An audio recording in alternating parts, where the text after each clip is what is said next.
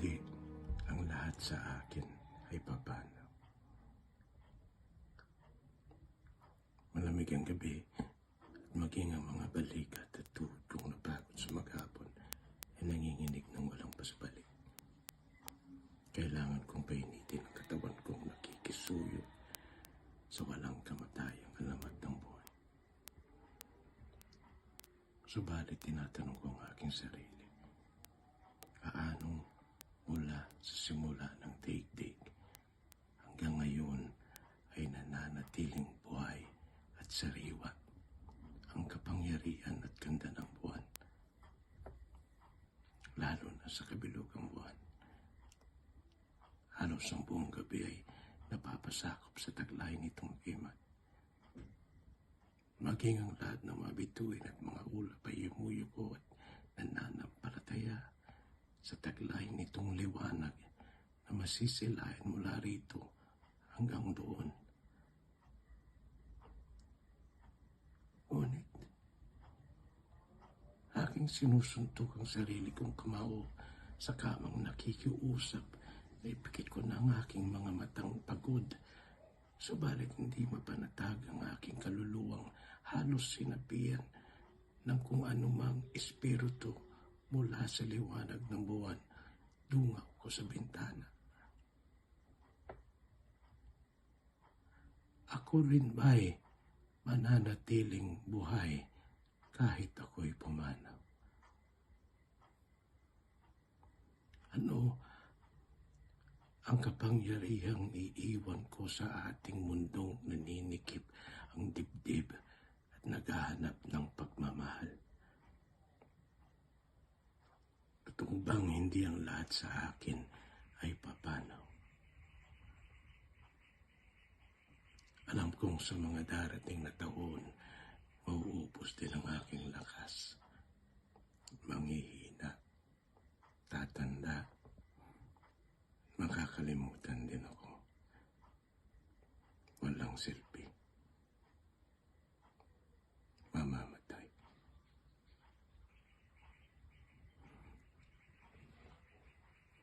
Hindi ako gaya ng buwan at mga bituin na mananatili ng matagalang kinang sa kalawakan.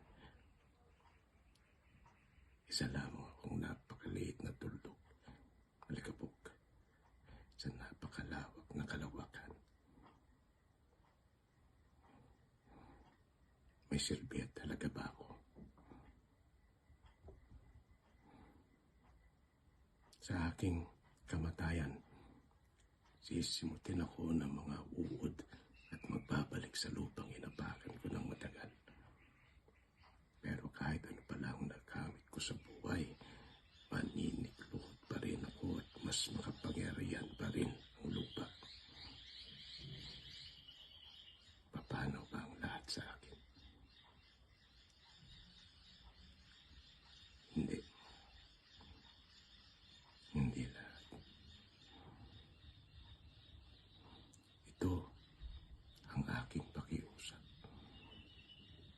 Ito ang aking paniniwala.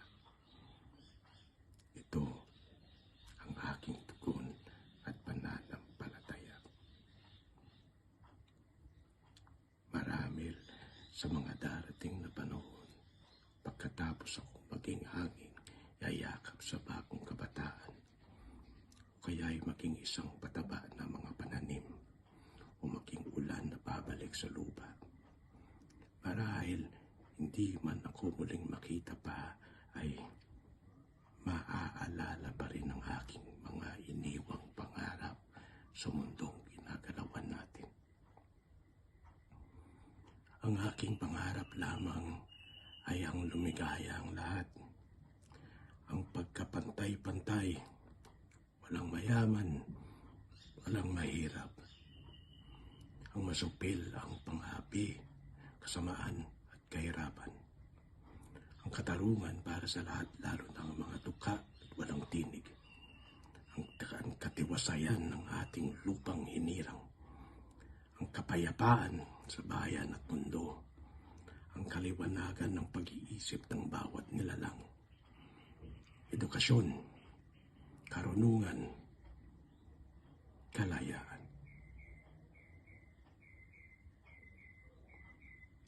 sa lahat, pag-ibig.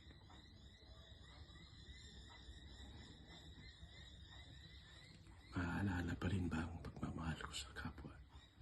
Sa aking magulang, kapatid, mga anak, kaibigan, at kababayan. Hindi ko alam. Pero sa binigay kong yakap at turuga, sa iiwan kong mga panulat, sa aking mga sanaysay at tula, at kung mamarapatin ang gulong ng palad na ako'y manitili sa daigdig ang buhay, kasaysayan at panitakang aking iiwan. Nakatakda ba ang lahat? Nakatakdang mabuhay, umibig, mamamaalam, pumanaw at mabuhay muli. Hindi man ang laman subalit nag-alaala. Ito ang kapangyarihan. Ito ang agimat. At mananatiling alamat na bubuhayin muli ng mga susunod na salinla. Subalit, kailangan ko nang itulog. Kahit ilang oras lang. Wala na ang buwan. Maya-maya isisikat ng aming haring araw. Paalam. Subalit sa pagsapit ng umaga, babatiin ko kayong lahat na parang isang namumukadkad na bulaklak sa hardin. May halimuyak, may ganda, may liwanag, may buhay, may pag-asa. Totoong hindi ang lahat sa akin, sa atin.